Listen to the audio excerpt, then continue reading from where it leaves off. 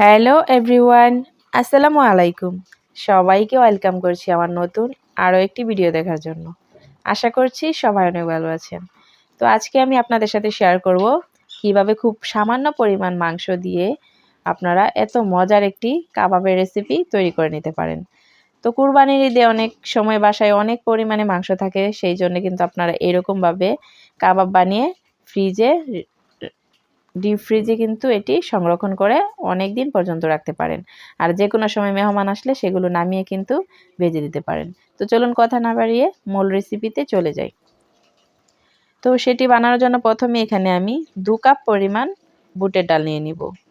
এই তো ডালগুলো কিন্তু আমি ভিজিয়ে আগের 2 ঘন্টা ভিজিয়ে রেখেছিলাম, সেই জন্য ডালটি এরকম হয়েছে। আর নিয়ে নিব এখানে 200 গ্রাম থেকে 250 গ্রামের মতো গরুর মাংস। আর নিয়ে নিব 4টি এলাচ, দারুচিনি আর 4টি তেজপাতা আমি কেটে নিয়েছি। আর লবঙ্গ নিয়ে নিয়েছি 4-5টা।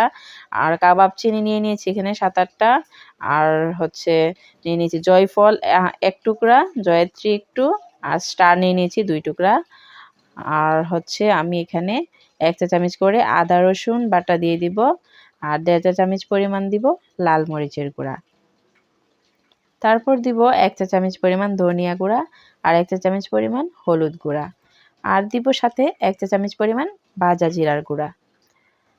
এই তো শুকনো উপকরণগুলো দিয়ে দিয়েছি। আর পরিমাণ মতো লবণ দিয়ে দিব, এখানে আমি 1 চা চামচ পরিমাণ দিয়েছি।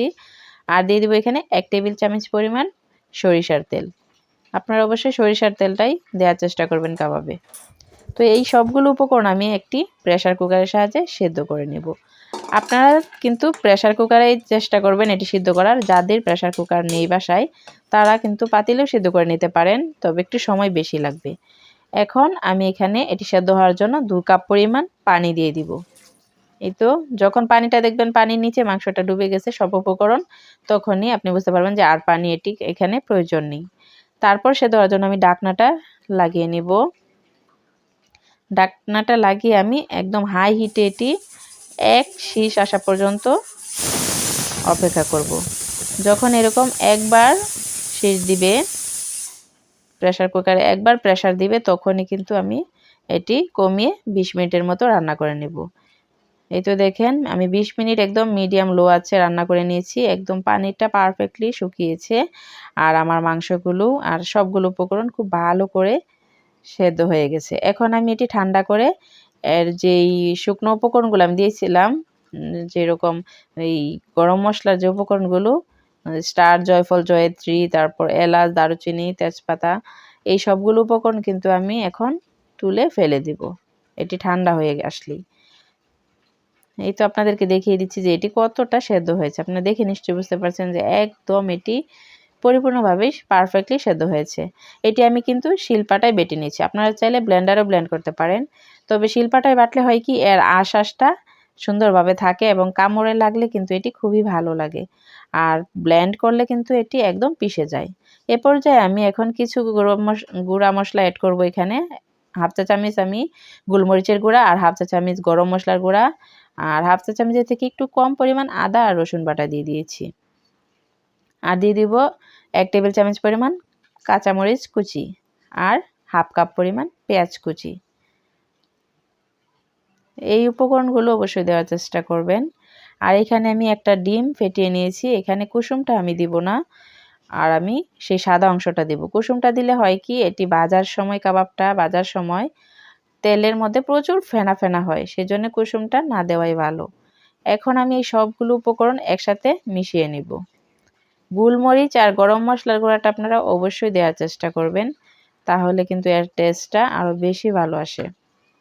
এই তো এটি যখন খুব ভালো করে মেশানো হয়ে যাবে, আমি হাত দিয়ে এটি খুব ভালো করে মাখিয়ে নিয়েছি, আপনারা দেখতেই পাচ্ছেন। এই তো মাখানো হয়ে গেলে এখন আমি যেই ছড়ানো ট্রের মধ্যে আমি এই কাবাবগুলো শেপ দিয়ে রাখবো এবং ডিপ ফ্রিজে এটি আমি সেট আপ করবো, সেই জন্যে সেই ছড়ানো প্লেটে আমি সামান্য পরিমাণ তেল ব্রাশ করে নিয়েছি, হাত দিয়ে মেখে নিয়েছি।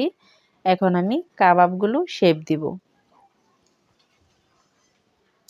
এই তো কাবাবগুলো আপনারা আপনাদের ইচ্ছে মতো শেপ দিতে পারেন, লম্বাটে দিতে পারেন, গোল দিতে পারেন, আরও চেটকাও দিতে পারেন, আর একটু ভারী বা মোটা দিতে পারেন। আমি এই শেপে দিচ্ছি।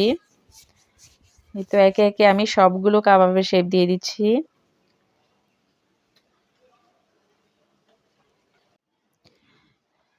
তো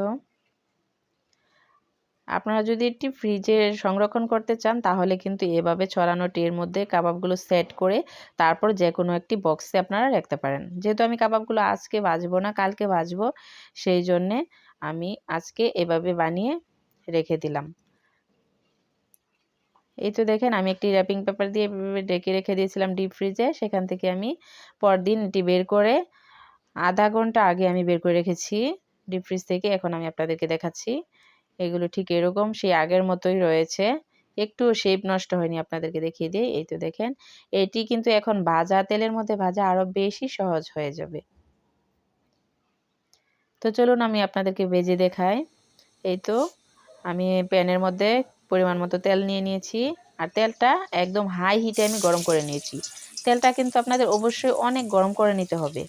তারপর আমি একে একে কিছু কতগুলো কাবাব দিয়ে দিচ্ছি।